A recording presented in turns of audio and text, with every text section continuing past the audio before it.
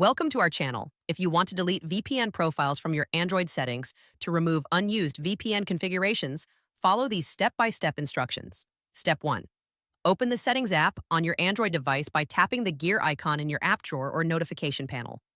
Step 2. Scroll down and tap on Network and Internet or Connections depending on your device model. Step 3. Tap on VPN to view all VPN profiles currently installed on your Android device. Step 4. Review the list of VPN configurations and identify the profiles you want to delete. Step 5. Tap the gear icon or settings icon next to the VPN profile you want to remove. Step 6. Tap Forget VPN or Delete VPN to remove the configuration from your device. Step 7.